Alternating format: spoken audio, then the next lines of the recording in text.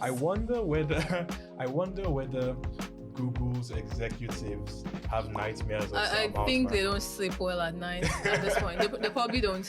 Hello world. Once again, I'm Iano and I'm here with Dami, and we're on our 7th episode of Tech Tac Toe. Yay!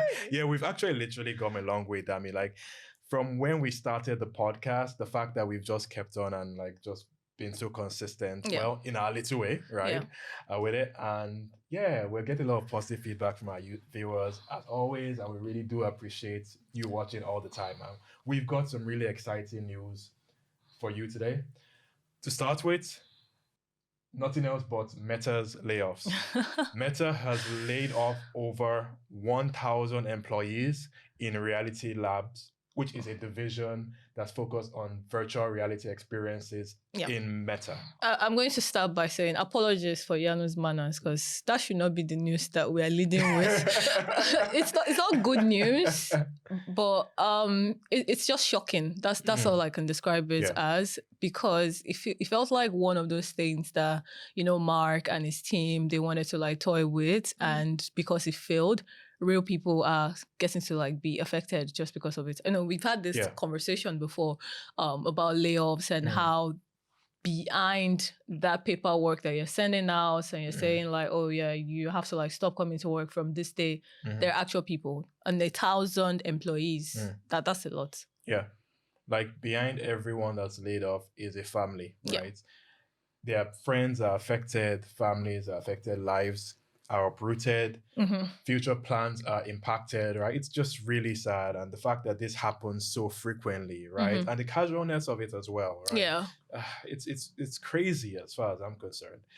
So for this round of layoffs, Meta laid off about 10% of Reality Labs, which accounts for about a bit over 1,000 employees. Like I read, I could also be like 1,500 thereabouts.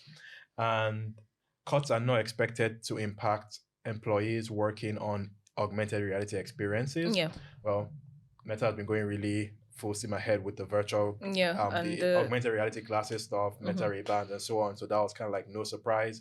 But again, not a fan of the layoffs at all. And it's also reported that the company plans to shut down a few of the studios that it runs. Like for example, Amateur Studio and Twisted Pixels. And yeah, that's pretty much it for the layoffs. Really sad news, but oh well. It is really heartbreaking because I think for the longest time since COVID period, tech was positioned as this thing that was supposed to be the way out for most people. Like, oh yeah, if you can pick up this skill, learn how to develop yourself, code, design, become a product manager, you're fine, you're safe. The skills are transferable. But at this point, I don't know really what's going on anymore. The state of tech is not stable, and you can't really wake up every morning. I think that's the biggest fear for me. The fact that you join a team, you're excited about it, you're motivated. You know, the way they say you have to show up as your best self, wake up every day, okay, this is what we're doing. And you just never know whether the next day is the day that your team is going to like come and be shut down because the product is pivoting in another direction. Like the tech craze seems to be very fleeting. There was a point in time when the metaverse was like very big. Now we're moving into the AI parts. I mean, VR is still a good thing. Augmented reality is still big, but it just makes me a bit worried about what the actual reality of tech is over time. Like, should every single person working in tech live with that mindset that you need to be, I mean, they say it's great to have like transferable skill, be adaptable, but I don't like the concept of that fear of not knowing whether the industry, the company you're working in, as of that point in time, is just enjoy it for the moment because you never expect what is going to happen next. Yeah, I completely agree with you. The tech employment market has been very unstable for the past few years. Yeah. I mean, layoffs have been going on for 2-3 years now. Yeah. And it doesn't seem like they're going to stop anytime soon. And every time a big company makes another round of layoffs in a way that even kind of like could inspire other companies to do the same, that, oh, layoffs are still going on, right? Why don't we lay off some more people? Yeah.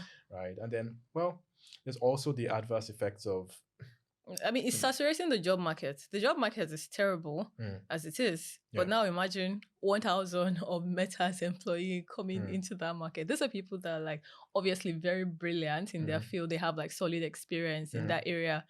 But then people that have been in the job market for a couple of months before that they're yet to get another role, they just like have more experienced people to battle with to get like an actual job. Yeah. So the adverse effect is quite a lot. I'm not even going to say there's anything positive about this. I mean, maybe for Meta, but there is nothing positive about it at all. Right. Please be kind. Look out for your tech people. If you know anyone that's been affected by this layoff, recommend as many as you can to roles within your company. So just anywhere. I'm pretty sure they would actually need it. Like these are tough times. Definitely. And if you've been affected by layoffs at all in recent years or at all, period, we're sending love to you. Like right? Love and support. Love and light. Really. All right. For our next topic for today, Apple and Google. What has been up with Apple and Google, Dami? That collaboration is one that I find very, very interesting because at first it was a teaser, but now they've actually finalized it and it's going to be like a multi-year collaboration. So the Apple Foundation models from this year will be based on Google's Gemini models plus Cloud Tech. And that is quite interesting, really, because I mean, thinking about our previous episode where Alphabet overtook Apple right? to become the second most valuable company in the world. What's going on? What's going on? It's giving draw your friends close, but your enemies closer. Like what's happening? What's really happening? It's very interesting. I'm curious, Dami, do you think that in a way this deal that Apple has made with Google is them admitting that they've lost their spark? Because for how many years now? Like 2 years, Apple has been trying to build out their own AI infrastructure and build their own AI models, and we've promised like a better Siri for 2 years now. Literally, the iPhone 16 was advertised as a smart, like AI-powered phone, right? There were so many AI features, Apple Intelligence that we were looking forward to, right? Now we are still waiting for what they promised, right? And the fact that Apple has now decided to partner with Google to make that vision come through, is this in a way them admitting that they are not capable of building what they promised? And it would be very disheartening if that is, considering that Apple is Apple. Yeah. Right? They are Apple. They are the ones that produced the iPhone. They are the ones that created the App Store. Yeah. They are the ones that created the iPad, right? So many innovations. The iPod came from Apple, right? And now we're here today and it doesn't seem like they can get their AI model up and running. So I don't think it's them admitting defeat. I think it's more of a thing of, speed. Because in my opinion, I think Apple could still be on top of the game, but with the way AI is progressing and data learning is like moving really fast right now, them waiting to build out that model, they might have enough technical capability to make that happen, but I think they're just not going to like deliver as speedily as maybe Google or Microsoft, because the competition is like really strict right now, and whoever is the first to really get into an area is probably the one that would like benefit the most out of it. For example, ChatGPT ELT is already like at the frontier of ELT in AI. So even if Amazon or Gemini and other models, Perplexity, decide to like bring that into the model as well, it will always be known that ChatGPT was the one at the frontier. And I mean, OpenAI just bought a health company called Torch, which was like in the last week before they announced their the ChatGPT ELT. Obviously, I mean, they could have decided to like build the ELT part of the products in-house, but sort of like what I'm saying about the Apple and Google collaboration, if you decide to do it by yourself, you might get it done. But if you collaborate or you just find someone, you buy a company that is already doing it and you incorporate them into your own products, the pace is just faster. At least that's what I think is going on here, because the competition is really strict. If you wait a month the way OpenAI is moving this fast. Yeah. By the way, we're going to talk about the newest thing they've done. Like the way OpenAI is moving, the way Perplexity is moving. Yeah. You don't know. I said it before, like you might go to sleep, wake up tomorrow and see they started building human beings. Also the way Anthropic is moving, like every other day you see some new news about Claude. Yeah. Oh my, no. Yeah. I've found Claude so useful like recently. If I'm being honest, like I'm not very big on OpenAI as of this moment, because ChatGPT is unhinged.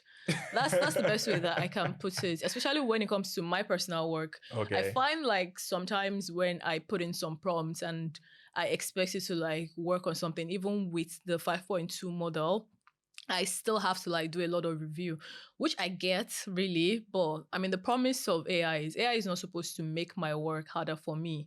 Because if I'm putting in a prompt that is like very detailed and I still have to go back to like do the review, I might as well just do the work myself.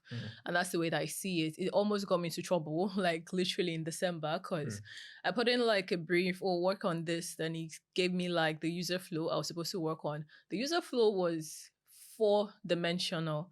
ChatGPT gave me just 2-dimension of what the final thing was supposed to be. And I went ahead to create like the 2-dimension one. It was practically last minute that I went back to like take a look at what I had done. And I was like, yeah, something feels wrong about this. And then I saw, oh my goodness, this is the mistake. So yeah, Claude on the other hand, I mean, I'm still getting into it. I made the switch recently.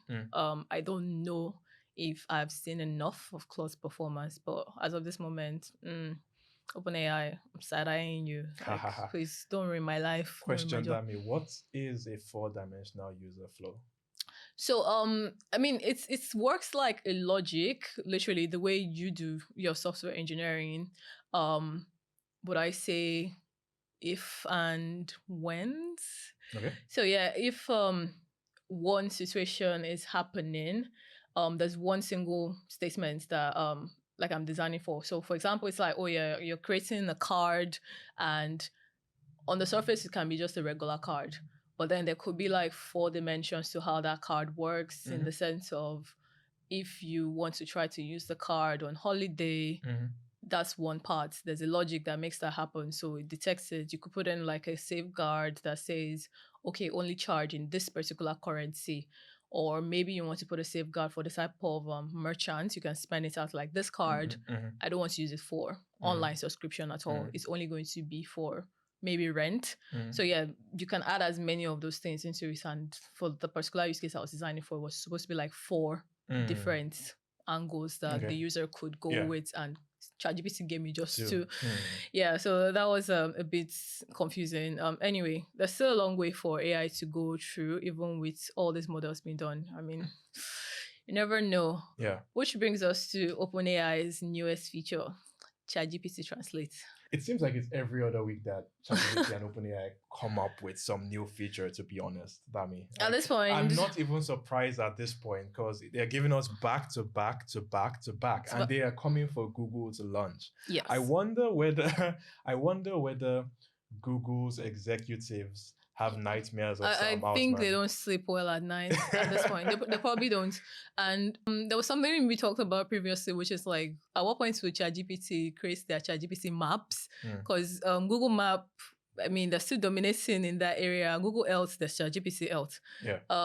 Gemini, there's ChatGPT itself. So it's like for every single feature Google has, OpenAI is trying to create an alternative that people can use. And it is so funny because Google Translate used to be the major thing for translating when you're traveling or you're on the go.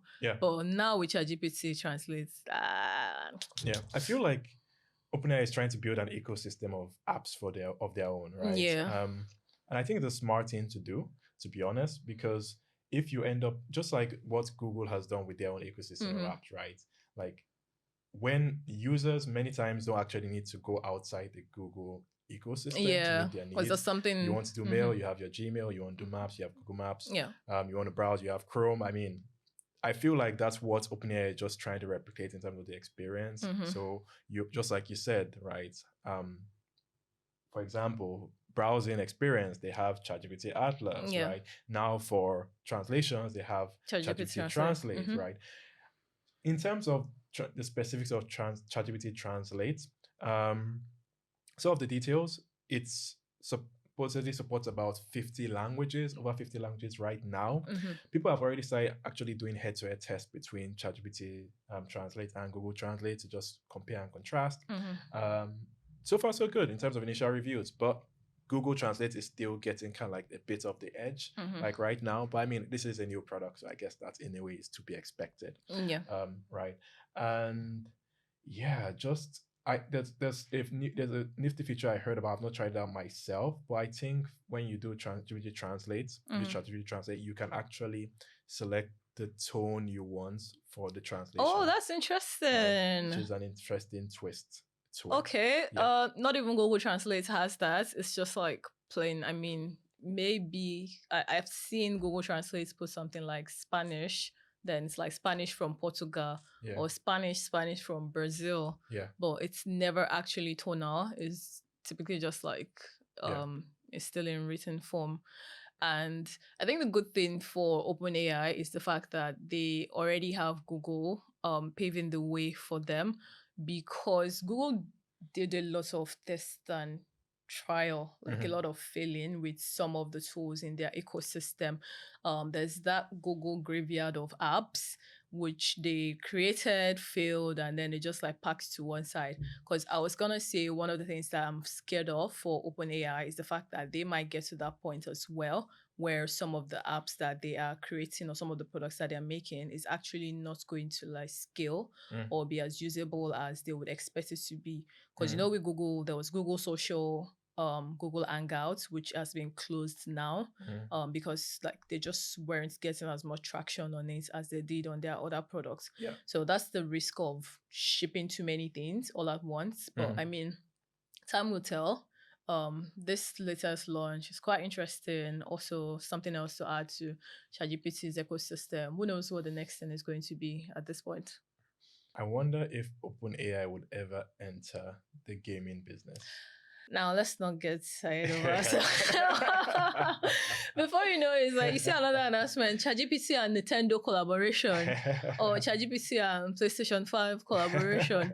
Also, something else, you know, I said this thing, the new GTA, they moved the launch date again.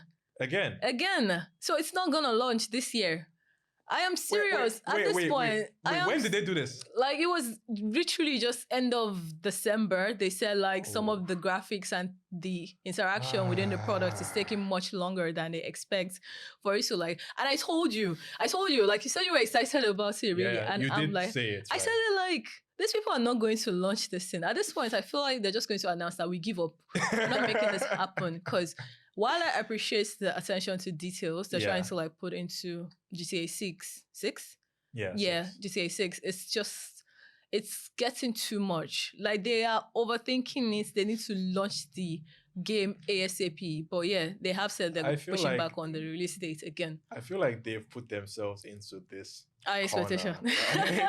Like, literally, and it's not going to get any easier on them the more that they push it back. Because we have literally waited for so long for this game, right? I expect nothing but the absolute. I expect the best game I have ever seen in my entire life, right? That's what I expect. You're one of the people putting pressure on them. It's facts, and like the further they keep shifting this, the higher my expectation. Are you prepared to wait? I am not prepared to wait That's anymore, what I thought. to be honest. That's what I thought. Because like, we've been waiting for over 10 years. Like what? Like, what are we still waiting for? Release the game. I'm sure Rockstar Games release the game. At this point, GTA 6, please don't launch until 2056 or something. When you have your grandkids already or something like that. That is when they eventually come and be like, oh fine, we're releasing the game. But it's taking too long. It's actually taking way too long. Definitely taking too long. Yeah. Anyway, what else is in the news, Dami? So further on in the news, the Wikimedia Foundation is also going to be partnering with AI platforms like Amazon, Meta, Microsoft, Perplexity, and a couple of others. It was recently like the 25th anniversary of the Wikipedia Foundation. And if you have been following some of the things that has been happening with Wikipedia in general, we probably know already that they have been doing a lot of crowdfunding to try to keep the platform relevant and alive, and that's been quite tough on them. But with this new partnership that they are settling in for, I mean, still begs the thing I always complain about when it comes to AI. Data privacy. Data privacy, because with this collaboration now, Amazon, Meta, Microsoft, and Perplexity, they will have the access to be able to like use content from Wikipedia itself and like essentially the whole content range that the Wikimedia Foundation has, and they can put that into their products to train their AI models. Interesting.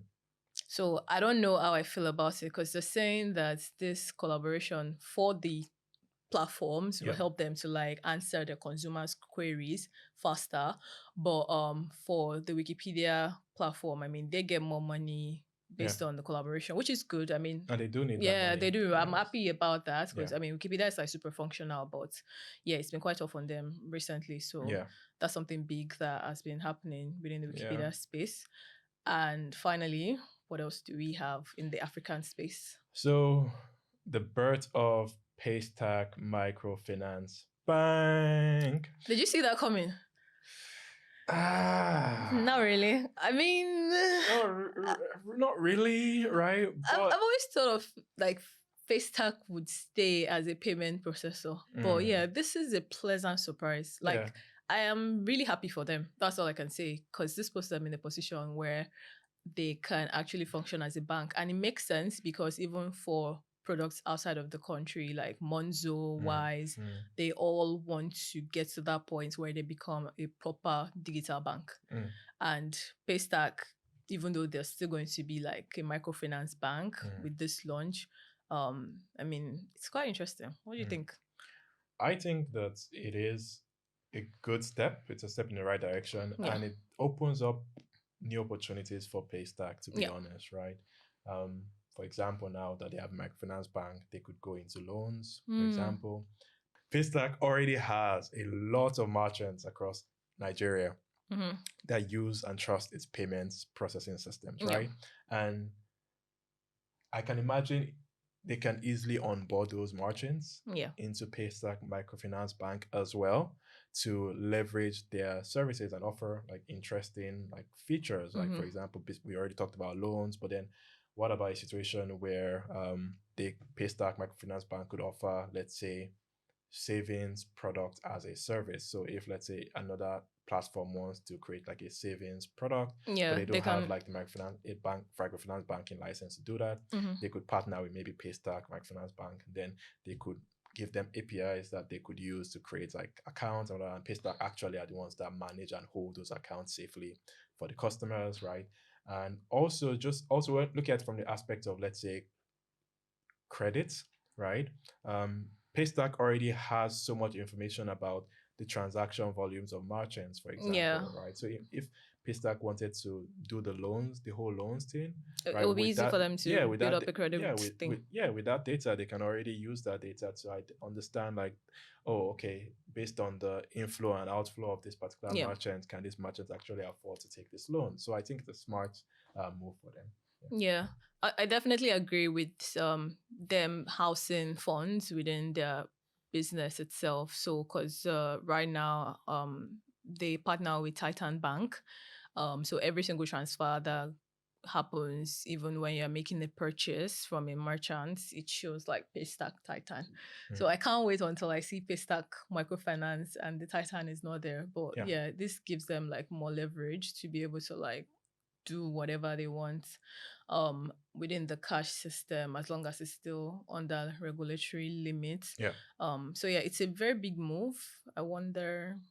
Well, it's quite interesting, because last week we talked about Flutterwave acquiring Mono to access open banking, and Paystack is coming out to say they're becoming a microfinance bank. Those are like really, really big moves. I wonder what the two companies are planning to do this year. Like, what trick do they have up their sleeve?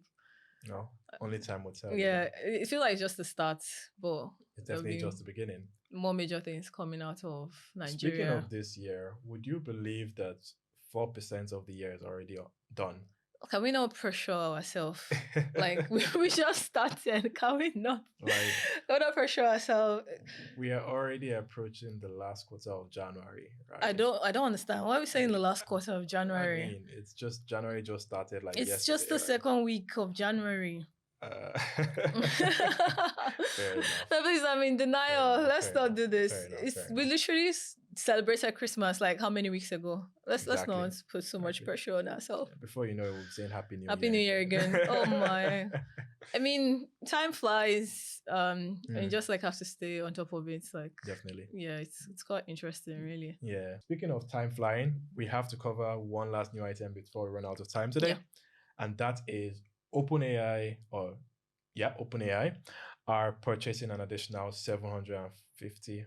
I said additional. They have struck a deal with Cerebras to purchase 750 megawatts of compute capacity from them.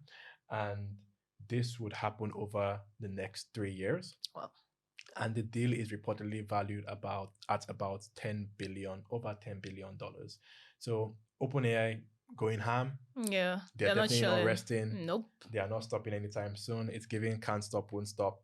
That's right. all. And yeah, that's the kind of energy we want to see this year from them and literally every other company in tech. Literally. I'm just wondering, like, what does Sam Altman do? Does he have the same 24 hours that we do? Or does he have like spare 8 hours, 4 hours somewhere? It can't be possible. He's running the company the way it is this way. Yeah. But what is going on in that company? Invite us to one of your meetings. We need to see what's happening. Why are you pushing out things like this? Like the delivery pace is fast. It's a whole lot. But with this new purchase that they just did, yeah, that definitely means that they're up to more things this year, next year, over the next course of 3 years that they will get that for. Who knows? Someone at OpenAI might be watching us, and if you are, invite us. Call us. We'd be happy to interview Sam. Yes, please. Actually, I want to meet Sam Altman. I have a lot of questions to ask him. And that'll be a kick-ass interview, you know. You never know. If you work at OpenAI, please let us know. We can send an email, get the template in less than. Let's make magic. Let's make it happen. Literally in less than a minute. Using ChatGPT. Literally. Oh my goodness. Right? Literally. Oh my. And that will come to the end of today's episode of Tech Tacto. If you're watching us on YouTube, hit that subscribe button right now. Hit it now. Do it now. You can stay up to date on all tech news and new episodes. If you like to find us on social media, we're everywhere. At Tech Tacto Pod. And if you prefer to send us an email, you can find us at hello@techtacto.live. Okay, have a good week and we'll catch you in the next episode. Bye. Bye.